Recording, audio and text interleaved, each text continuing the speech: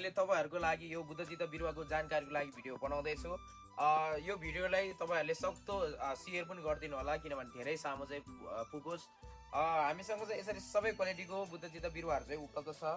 2 मुखे, no sound, 3 मुखे, 4 मुखे, 5 मुखे फल्ने बोटहरु चाहिँ उपलब्ध छ। मैले यो छोटो समय भन्दा पनि यो विगत यो 18 वर्ष अगाडिदेखि नै तपाईहरुलाई यो बुद्धचित्त बिरुवा चाहिँ उत्पादन गर्दै दिँदै आएको छु। यहाँ देख्न सक्नुहुनेछ यसरी चाहिँ बिरुवाहरु सबै क्वालिटीको बिरुवाहरु चाहिँ उपलब्ध छ।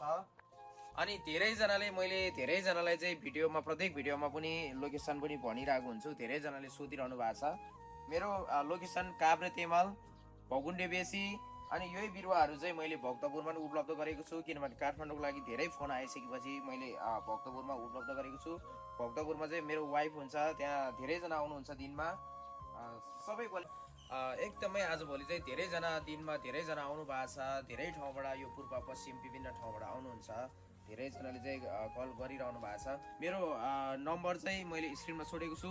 तपाईहरुले नम्बर डाइरेक्ट नम्बर टिपाउनु भएर मलाई कल गर्न सक्नुहुनेछ।